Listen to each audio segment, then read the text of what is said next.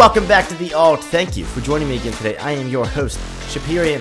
Excited to be back with you today to talk trade deadline, some Week 9 retrospective, some things to look ahead to for Week 10 as we bring our guy Treads on later in the show to talk for Treads Takes this week. It's going to be a great episode of The Alt, and I appreciate you joining me today. Before we get into it, do me a favor, check and see if you're subscribed to the channel.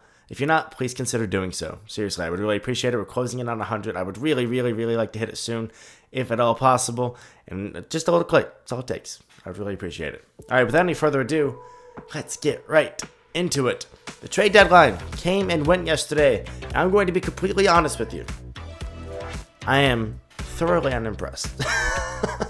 I just feel like, and not that there was any huge names out there being floated around, really only one who went very early on Tuesday morning, but really nothing that moves the needle for me in any particular direction. I do think teams got better. I think a lot of the teams that got better, though, did so early on in the trading cycle, if you want to put it that way. Well, let's break it down for a little bit. I think it comes down to a lot of winners and losers as a result of this. To me, if I'm looking at specifically the trade deadline day, and I'm like, let me talk about some particular winners, it has to start with the Detroit Lions bringing in Za'Darius Smith from Cleveland, and you know, it's a deal that could absolutely massively help them come playoff time. I think I heard it summarized best where it's like he's not going to have a sack a game, but he could have a sack in a playoff game, and he's been a contributor for Cleveland and was a huge part in them kind of getting over the hump. I know, like, still didn't really work out for Cleveland in that last little stretch there, even with Flacco last year, but they were legitimate, and that defense was very fearsome, okay? Trust me, right? Za'Darius Smith had a lot to do with making them as legitimate as they were over the past couple seasons. With that said, I don't know that he does a ton for Detroit other than making, the rich richer. It's crazy still to be talking about the Detroit Lions like this, by the way. If you're a Lions fan, you have to be pinching yourself right now, right? With the way that you are revered league-wide and like an esteem that most other ringless teams never get talked about in. And they deserve it. They deserve every bit of it. They are a phenomenal team right now. Za'Darius Smith, to me, makes them probably the biggest winner of deadline day. If I were to go in another direction there and say another big winner from deadline day, Pittsburgh? Bringing in Mike Williams and Preston Smith? Whoa. Okay. Look, the Mike Williams thing made a lot of sense, and that's one that I probably could have predicted. I think a lot of people did predict it. And that's pretty much the only place I saw Mike Williams going, if not back to the Chargers, which was kind of a funny way that was being rumored there, right? Preston Smith, I didn't see him being moved. I didn't see him being moved to Pittsburgh. And I think he provides an interesting change of pace for them, if nothing else. He's kind of just average these days, but that's okay when you're able to bring him in, help keep your current lineup fresh. And they mostly use him as a linebacker these days, right? He plays a lot of coverage. I remember when he came into the league in Washington, he was really coming off the edge a lot. I think he mostly is a linebacker now, right? So it's kind of interesting to see the way that he's kind of shifted it over the years with how he's played in Green Bay. And I didn't know that he was going to get moved at this deadline. Pittsburgh, Mike Williams, Preston Smith, major wins for you. Let's talk about a couple of losers of the day, and I'm not going to go out of the AFC North for either. Although one of them has an asterisk next to it, and I think it's worth noting that this could end up working out really well for them in the long haul. I think for the biggest losers of the day, I'm going to start with the Cincinnati Bengals. Haha, they're on my shirt right now because that's my team, of course. They made a trade, which is news for them. They never make midseason trades, ever. It's only like their second or third one since the 1970s. It doesn't happen. They picked up Khalil Herbert from the Chicago Bears, who, for all intents and purposes, I do think makes the Cincinnati Bengals better, but their number one glaring weakness was not running back depth, although the loss of Zach Moss for at least the entire regular season does certainly provide a glaring hole in that regard. But their number one glaring weakness was their defense. Specifically, to me, their defensive line. It can't rush the passer well enough outside of Trey Hendrickson. It can't stop the run. Their interior defensive line is very lackluster. Sheldon Rankins, B.J. Hill, I like B.J. Hill in particular a whole lot. It's just not getting the job done for them. On the other end of Trey Hendrickson, you've got Sam Hubbard or Myles Murphy. It's not really worked out this season. I'll leave it at that without going any further on either of those two guys in particular. Then there was rumors, right? Because originally they were being rumored to be in on an edge rusher or a corner. I was like, okay, whatever. Then the rumors came out for the D tackle spot, and I was like, oh, I'd really like for them to make a move there. I said yesterday, they've got to do something. I don't think Khalil Herbert really counts. That's the bare minimum. He gave up a 7th. Okay, sure. But with that said, I think the decision to not make a move for corner when the Baltimore Ravens picked up Tre'Davious White for basically free, if you look at the deal, they got him in a 7th for a 7th. That's free, just like Deontay Johnson. The Ravens picked up Tre'Davious White and Deontay Johnson essentially for free, if you look into it. It's wild. They got to pay him for the rest of the season, but Carolina's taking a lot of Johnson's salary. Haven't heard about Tre'Davious White's situation yet, but can't imagine it's too bad, right? Just saying. I think the Bengals are one of the biggest losers of the whole day, and when they come out of Thursday having lost to the Ravens and what I imagine will be a pretty close game, I can't imagine it being more than probably a 10-point game unless Baltimore just puts the pedal on the metal and doesn't let up. It's going to be like, see, now they're 4-6. No.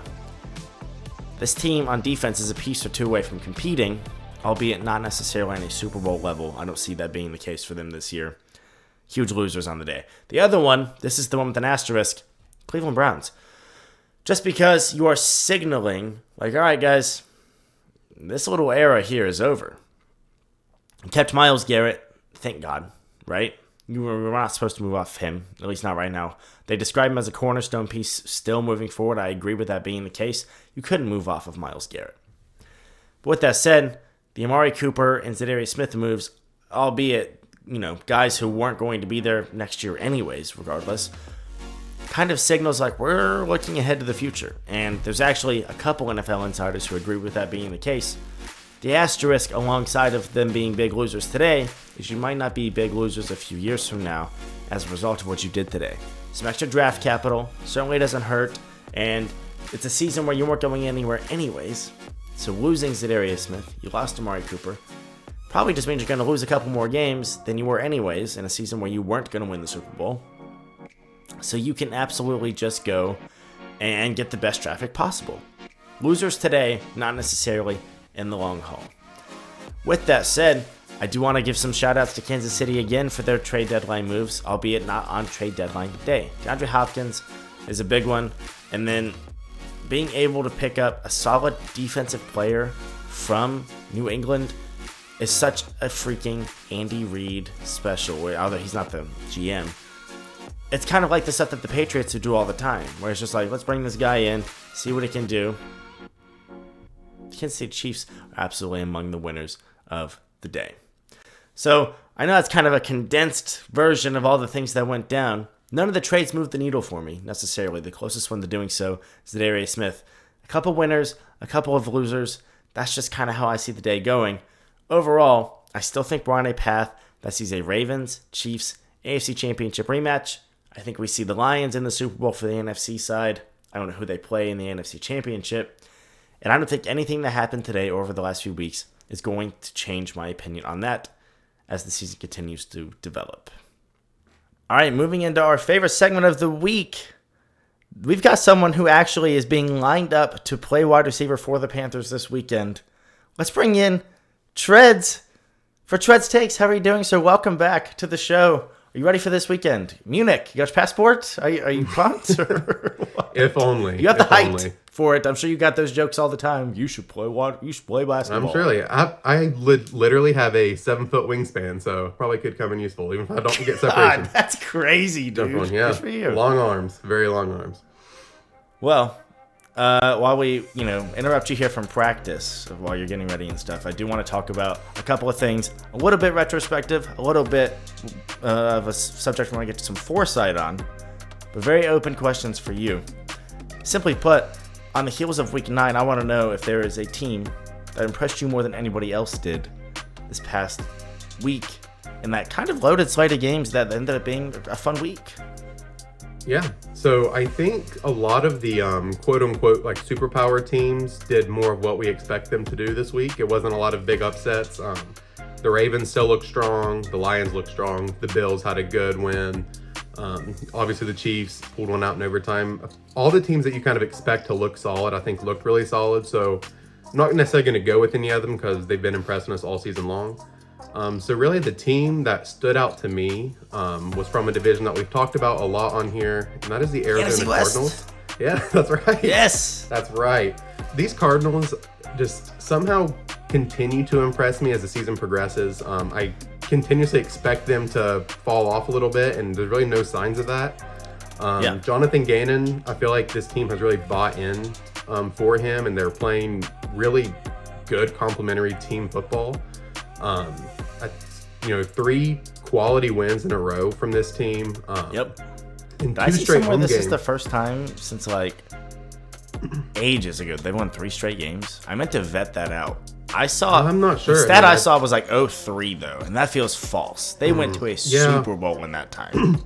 I'm sure that's false because I think I remember like a 4-0 start for them, like in the past decade. I was like, I don't think that's true. I meant to vet that out, but regardless, 3 straight wins. So 3 straight wins, and pretty quality ones. The last 2 home games, they have not allowed a touchdown, which is impressive for a team that really, I think the defense was the bigger question for this team. The offense isn't fully formed necessarily. I think they're still probably a couple pieces away from being a legit like Super Bowl contender. But they have Marvin Harrison, Trey McBride, Kyler Murray, obviously. Even James Conner has no touchdowns this season, and it's still proving effective. Exactly, crazy. But so the offense is kind of like you expect them to at least hang around. But I've been really impressed with that defense. That's 2 home games against the Chargers, and then the Bears this weekend where they've not allowed a touchdown. And that you're going to win a lot of games if you can do that. And the Bears team, I know they've had their own offensive struggles, but the Cardinals are the first team to hold them to under 10 points all season, so that's something. I saw where I wrote it down here because 16 different players registered a pressure in that game, which is just absurd. What? Is that real life? That's the most in a team since 2018, apparently. They were active at the deadline. They got an edge rusher at the deadline. Wow. That just shows you that they have some depth pieces that, again, they're all buying in. Players are, guys are playing hard. And I know the Bears' offensive line isn't necessarily the best, but still, that's they had 6 sacks. I don't know. I've been really impressed with how this defense continues to just hold up. And this team, I don't think they're going to be a team that blows people out any given week, but sometimes I'm more impressed by a team who can consistently win these close games because those are exhausting type of games. So, these teams that can win these 1-score games week in and week out, not that this Bears win was not a 1-score game. They handled them pretty decisively. Yeah. But, in this division, it continues to be a fun one to watch because they're sitting in first place. Last place is 1 game out. I got to give us both props. Did we not say something about the Rams when they still only had like 2 wins? We were like, I'm telling you, watch out. I'm telling you, watch out for these Rams. We both were like, I could totally see these Rams still doing something. They haven't done something yet, but they've won. Have they won 3 straight now? I think they have. And so it's 3 straight. Yep, it is. Yeah. So, and I still there's not a single team here that I'm willing to say you're toast. You don't have a chance in the division. Any of them could get hot and go on a run. And I like pieces on all these teams. I'm kind of, in a weird way, I'm kind of rooting for all of them. I'm excited to see whoever steps up to win this thing. But the Cardinals really have been impressive. And for a team that, for me, I'll admit, I kind of have labeled them as just the 4th place team in that division, kind of going into the season, and I've kind of felt that way consistently. I think I did too. So for them to be sitting here, gotcha. Yeah, I know I've been a little higher on the Seahawks than you, which they haven't looked great either. But for the Cardinals to be sitting there in first place after, week 9, pretty impressive. It is. I was actually going to let you know, by the way, you're like, I'm not willing to write any of these teams off. I am. The Seahawks are not winning this division, I promise you. So it seems less and less. The Seahawks, though, are one of those teams where, as you saw in that Atlanta game, they feel like a team that could legitimately walk into any single game and win it. There's not a game I'm like, Seahawks can't win that one. Is just putting up crazy, albeit in a lot of games, empty stats. He's doing so much that's turning out to be empty calories. It's very strange. He's not the problem there. I don't think they're going to not at roll all. with him after this season, personally. He's not the issue. They just kind of need to move another direction. He'll be someone's starter probably next year. Still, I think he should be. He's playing very good football, honestly. He really is. I don't know. I mean, Jackson Smith-Njigba had a huge breakout game. That's kind of fun to dude. see. And he had like a 30-plus yarder called back and a 40-plus yarder called back because of like holding.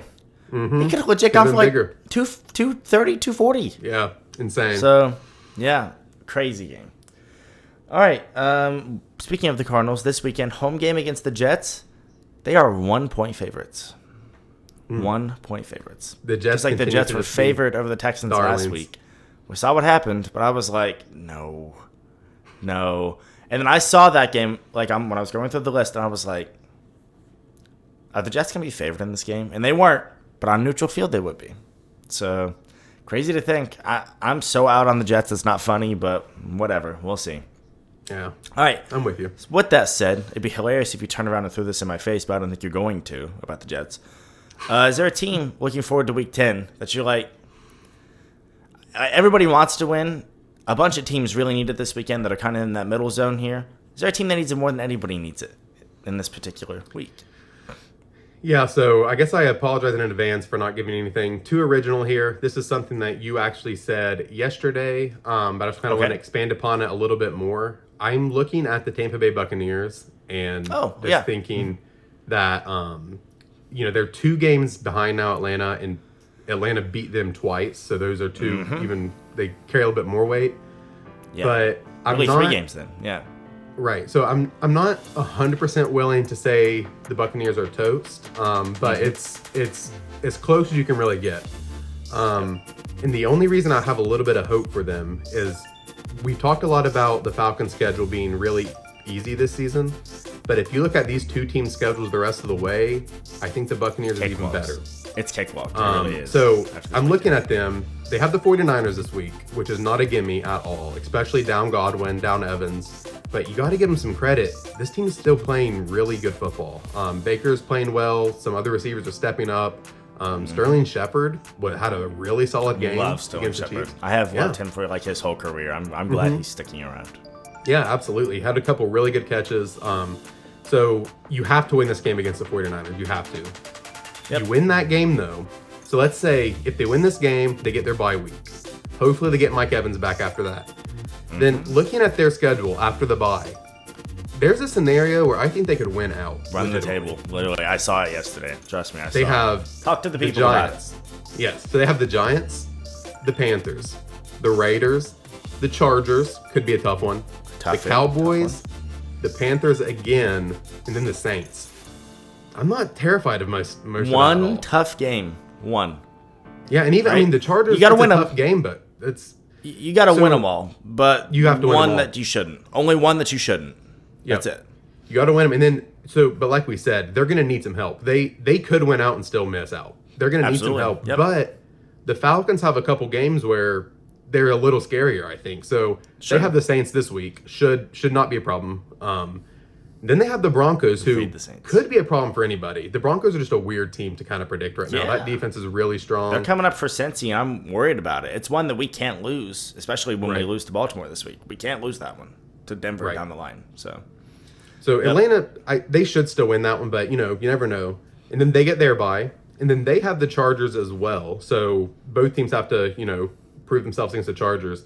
Well, then the Falcons have the Vikings, which will be a fun storyline for the Kirk Cousins, shoot, stuff. won't it, huh? But that's a tough game. Then they get the Raiders and Giants as well, easy ones. And then the Commanders. So, and then they end up with the Panthers. But you look at the Vikings and the Commanders; those are 2 games the Bucks need to pray that the Falcons drop. Yep. So Both of them, if probably. they're going to need some help, but the Bucks are not completely dead yet. But I think if they lose to the 49ers and fall a full other game behind, Potentially they will be. 3 full games. Yeah. And I just don't see So- them getting a wild card. I think Me the neither. I NFC South think doesn't it's- have a wild card. I think it's a I don't one either. playoff team division. So I do too. We've already kind of talked about those divisions that we feel like locks for some wild cards, and I don't think there's going to be enough for the South to get one. So I am willing to kind of eat crow a little bit and say I was wrong largely about the Falcons. They look like they should win this division. But the go. Bucks, they're still Let's go. slightly alive here, and I think Yeah. if they can win this week, they go into the bye week feeling like they have a legitimate shot. All right, so the Cardinals have impressed you.